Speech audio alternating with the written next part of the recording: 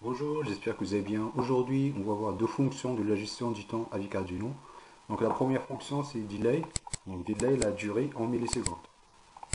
Donc le num millisecondes, c'est une variable en unsigned long sur 4 octets, qui est sur 32 bits. Donc ici, on va voir le premier exemple. Donc on va incrémenter une variable, un compteur, puis on va afficher la valeur de ce compteur dans l'interface série. Donc on passe maintenant au programme. Voilà. Donc ici, on va déclarer une variable compte. C'est un say char sur 8 bits. Donc égal à 0, l'initialise égal à 0. Ensuite, on va initialiser le port série à 9600 baud. Si vous ne savez pas comment initialiser le port série, je vous invite à constituer la vidéo précédente. Donc la boucle principale, donc on va incrémenter le compteur. Donc on va incrémenter avec un pas égal à 1. Ensuite, on va attendre 0,5 secondes.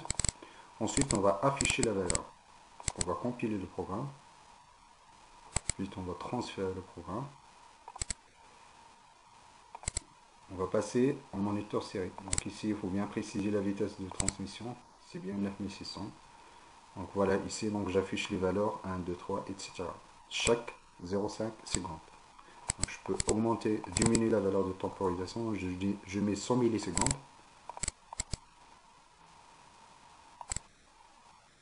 Donc 1/10 de seconde. Voilà.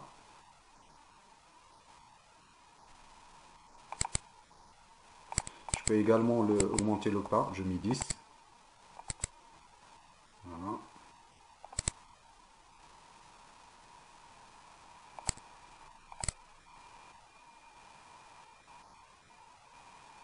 Voilà. Quand j'arrive à 255, je reviens à 0.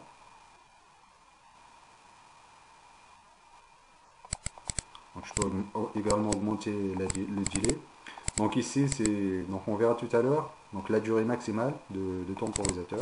Donc ici, c'est une variable sur 32 bits non signée. Donc c'est 2 à la puissance 32 moins 1. On passe maintenant au deuxième exemple. C'est à peu près identique, c'est juste là, on a ajouté un boucle for.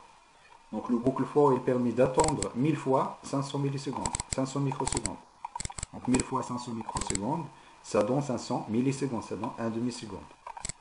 Donc on va compiler le programme. Voilà. Ici, le moniteur série. Voilà.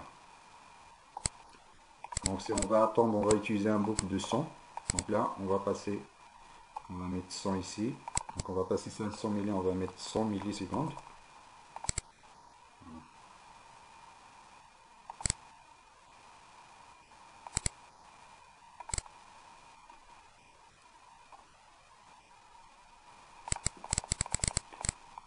Donc on va passer maintenant aux limitations de la fonction delay microsecond et delay. Donc il y a des différences, il y a des limitations.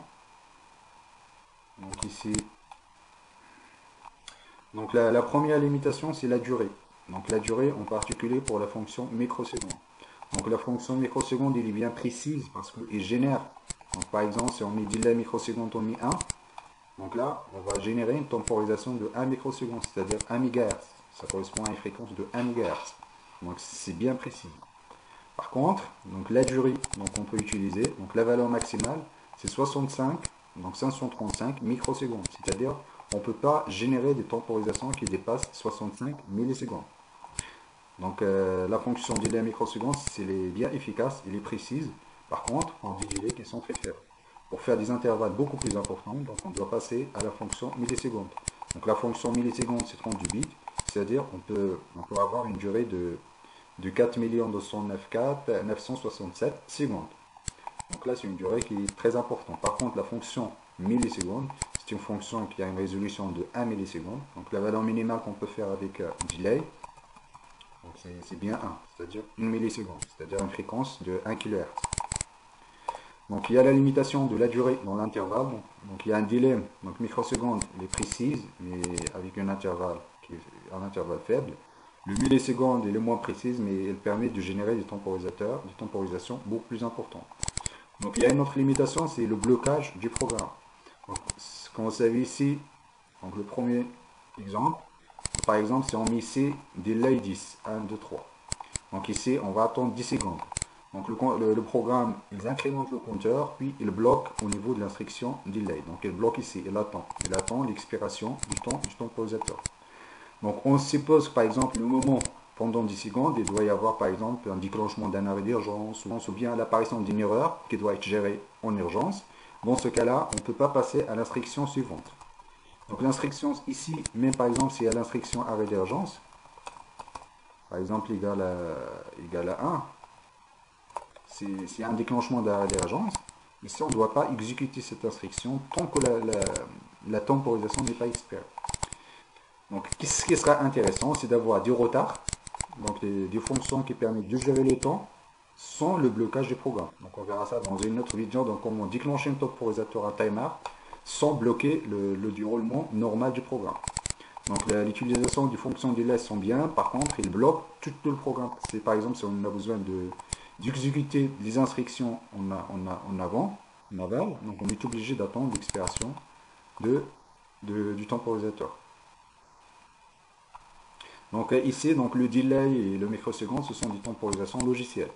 Donc ce ne sont pas des vrais timers, mais sont moins précises par rapport au temporisateur matériel, par rapport au timer. Donc les timers, ce sont des compteurs donc, qui génèrent des fréquences qui sont ultra précises.